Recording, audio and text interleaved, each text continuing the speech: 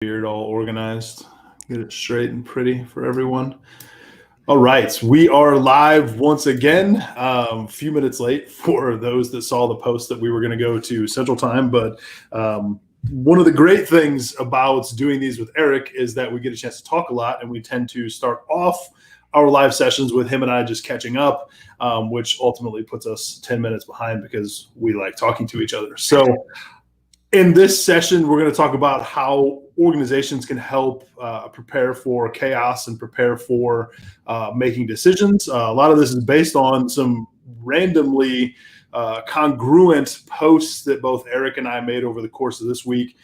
Him writing an article about how to hit your goals and be resilient in a year of chaos. And I was talking a lot about cognitive dissonance and some other options around making decisions and using data versus emotions. So I'm going to let him kick it off and chat a little bit about where we're going to go, and then we'll just have a conversation around this topic. Yeah, that sounds really good, Brandon, and I appreciate the conversations too. It feels like this is almost regular. We've connected now 3 out of the last 4 weeks, which has been good. I don't think it's a coincidence that we've both posted articles on sort of the same topic. I think everybody knows this has been a really turbulent year, right? I mean, it's almost silly to recap, but we've dealt with COVID. There's been wildfires, hurricanes. We have an election coming up next week that I think everyone expects to add a lot of disruption to our lives, right? Yeah. So for the two of us to be thinking about that coming up, it makes sense. And not to cut you off, but for those of you that like the show Superstore, they just started their new season last night, and they summarized the year so perfectly in just the first episode. So sorry, it was just a really great episode to show how crazy the year has actually been. And I haven't checked that out, but that's a good plug for a show to watch. So yeah, I don't think it's a coincidence, right? And I think it's always interesting how you and I approach these topics. I always seem to pick the really squishy side and talk about working with the team, strategic planning, thinking through your processes. And I like how you always really, tackle data, making decisions based on facts. So your content there on cognitive dissonance, I thought was really helpful. So I like that we can take some time today to try to marry these two topics together. I think that my big take on the situation is from an organizational perspective, right, is when we're dealing with all of this uncertainty, all of this turbulence. Feels really hard. I think it feels futile. And maybe it even feels silly, right? Because if you set goals for next year, you're just not going to hit some of them, right? And like the world is going to change under your feet some more. Goals you set may not be relevant. And anyway, we're all going to get caught up in the day to day and just be adapting to different situations. And I get that, right? My perspective here is that rather than being a reason not to plan, it's just a greater motivation to plan, right, and to get ready. And I think that we all have to accept that we're not going to hit those targets, that we're not going to hit those goals, right? Or at least we're not going to get as close as we would like to be able to. But I think there's a real risk here, first of all, of just losing a year, right? I mean, we all want to see our organizations thrive, grow, move forward. We don't want to lose a year on that, right? And the other thing I would really emphasize is that as you go through planning, right, that's a process. I think the process builds resilience in your organization, right? It builds teams, it builds cohesion, it gives you in the same direction. It gives you tools, right? Tools you don't otherwise have. And when that something uncertain happens, you've got your team in place. You've got people you can turn to that you can bring together. And if you just kind of say, well, we'll see how it goes, you don't have that.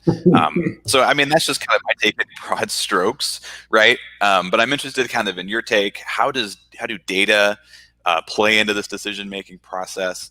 How can we be smart about our decision-making? And maybe just what's your take on planning for next year overall? Yeah, absolutely. And I think we've talked before, at least maybe it's just been one-on-one. I am not a huge fan of big, long-term, really well thought out plans, in a sense of I'm not going to plan for multiple days on what I'm going to be doing 5 years from now.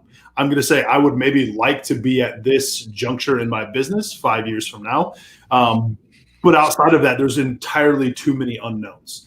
And so just in thinking about this topic, I recently launched a new business that is an online coaching and mentorship program based around how to accelerate your growth through corporate organizations, teaching leadership and some components around that, but also helping with mentorship and helping you grow yourself as, you know, a functioning person inside a corporation.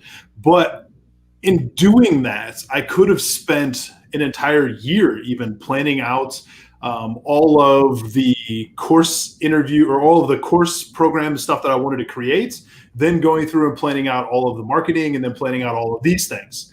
And then after 6-8 months, launch it and then hope that it's something that people actually want. And the problem with that is then I could become very emotionally attached with all of the stuff that I've done. And then I just keep putting more money and more money and more money into this program that I spent so much time building, because I think back, God, I spent 6-8 months doing this.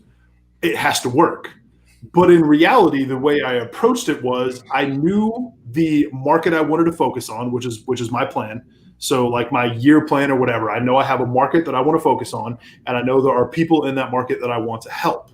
And so my first step was, let's create this free training that will get people exposed to my business, create a landing page, and then start pushing people towards that landing page. And then what I do is I watch the metrics on that landing page. One, do people sign up? Are they giving me an email, which is a good metric to show that they are willing to trade some of their personal information to get information based on, or to gain access to whatever I'm trying to show them.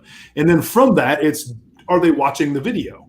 And then I have metrics inside the video to see exactly what it is that they are paying attention to, if they're watching it, if they're not watching it or whatever. And I have zero emotional attachment to this, because if I realize that no one's watching the video, why would I want to keep going through and doing that? And then so I watch and see, and then every other day or a few days a week, once I get the numbers to where I need them to be, I say, okay, here's what people are paying attention to, here's what they're not paying attention to, and I make changes. Mm-hmm. So I think part of what I'm hearing you say is just that the numbers could be telling you on a given week that your product or your mode of communication is just junk. Yeah, exactly. And I take that and I pivot it into what will work. But the thing is, I can spend, like you said, months and months and months making decisions. But if you never make a decision, you're never, ever going to be able to get past this paralysis of just making decisions and having meetings and doing whatever. Like, our chances of predicting what is going to work well for our customers are really low. Like, we may have a good idea, we may have a good confidence, but until someone actually starts using something that we've built, all we have is an assumption. And until you can prove those assumptions, a hypothesis with a increased confidence, you're never actually going to be able to move forward. It's just going to be spinning thoughts inside your head. Mm-hmm. Yeah, I get that. And I've seen that paralysis, I think, in organizations, and maybe just like me personally, I think making a decision is hard, analyzing, accepting the data, recognizing that what you're doing isn't working is hard. But when I find myself in that situation, I think back to early in my career. I started out in the Army. I was an intelligence analyst in an infantry unit, and I think one of the things that the military really instills in you is just the importance of making any decision at all. Right? I think what you don't want is to be flat-footed, is to be like in a trench or a foxhole, and just like waiting to see what's going to happen next, right? For your friends, allies, or for an opponent, right? You don't want to be waiting. You want to be proactive and make a conscious decision and start marching, right? Yeah. And you could discover you're marching in the wrong direction, right? But you can always change course. You can turn around and march back. You can go in a different direction. You can call in the support. I mean, right? We could take this analogy in any number of directions. Yeah. I think that the really important takeaway is that sitting still is one of the most dangerous things you can do, because if you aren't making choices get made for you, right? Exactly. And those are absolutely the worst choices and decisions that you want to have made. And it's funny to see a lot of the companies that start to pull back during times like a pandemic and some of the other things, and stop investing in innovation, and see where they compare in the next 5 to 10 years versus the companies that kept investing in those innovations and moving forward and trying new ways to bring money in. Like, I know we talked last time about my friend's business, right? Like, he could have just done carry out and been fine, but he's like, I got people I employ. I need to figure out new ways of bringing in money. Let's sell fresh made margaritas. Like, it's a new revenue stream that he did not have before. And it was all about, let's make a decision, see if it works. Right. If nobody buys them, you're out a few cans and some margaritas or whatever, and then you try something else. Versus letting someone make the decision for you and say, okay, now again, in a few months, restaurants are probably going to be shut down again. We're seeing that already in some places in Illinois. Right. That is someone making that decision for you and hurting your business when you had ample opportunity ahead of time to figure out new ways to create revenue. Mm-hmm. So I think, this is really insightful. I think this is really helpful. So let's pull back a little bit from just like an individual making decisions in a small business. So what about like at an organizational level, company, team? I think earlier in the conversation, I said that a lot of the value in planning lies in the process. Mm-hmm. I think if you're going through some kind of planning for next year, there's a few steps you need to be taking, right? And I think that means you need to get a cross section of your organization and get input. You need to be putting together a team of people who have experience and influence in your organization, bringing them into that planning process and that conversation. I think you need to be identifying who matters to your organization. I think externally, you need to be thinking about your customer. They've got to be at the center of your conversation. You also need to be thinking about your supply chain and your planning process. There's always a possibility for change and disruption there. But so you've gone through a planning process. You've got these structures in place. You've got these teams in place. You're ready to have some of these difficult conversations throughout the year now, right? Mm-hmm. You've said to your team, hey, like, we need to be prepared to look at our data and like accept that sometimes what we're doing is just junk. But do you have any thoughts like on how does a team have a positive, like proactive discussion? Like we're going into Q1, right? That's right around the corner. Mm-hmm. We're in the middle of Q1 or the end of Q1, and we discover like our data's not telling us good things, right? We need to make some changes. But how, like from a leadership perspective, how do we make that a good discussion and not one that's like really hurtful or I don't know, are just like personally challenging for people? How do we keep some of our feelings out of that? Yeah, to make sure that we're being positive. It's a really great point, because I think that's one area that a lot of corporations, businesses, teams don't do a great job of, because there is this precedent that's been set many years ago that failure is not a good thing, and by failure you get punished, right? Like, so think about how corporations set up their bonus structure, right? Like, if you don't achieve what you set out to achieve, you get punished by not getting your bonus. And I get that that's meant to inspire, but a lot of times it actually has the inverse on actually putting bonuses and stuff in place. And I think the big component is setting a culture that is open and honest. And not only are you honest with feedback every single day, like the more often you give feedback to the people on your team or about your projects or whatever, the better off that you're going to be. But in turn, it's making sure that people know that when they fail, that's not a bad thing and a punishment. Like if you do the same dumb thing 1, 2, 3 times in a row, that is bad, right? But if you figure out that something sucks and it's not working and you do something to make it better and keep moving forward, that's a great thing. Right. And so there's a huge difference between those two things. And I think just having that mindset and that openness works out really well for teams that want to continue moving forward. And you can't predict the future. None of us can predict the future. Right? Like it's an impossible thing. There's people who spend millions and billions of dollars trying to come up with algorithms and prediction algorithms and see where things are going to be, and you can't. Mm-hmm. And so by having that notion of saying like, oh, we wanted to do X and X didn't come true, but we pivoted to Y, Z, A, B, or C, and C now has come true and we're making tens of millions of dollars off of it, or our business is doing so much better. Like, it's a great thing.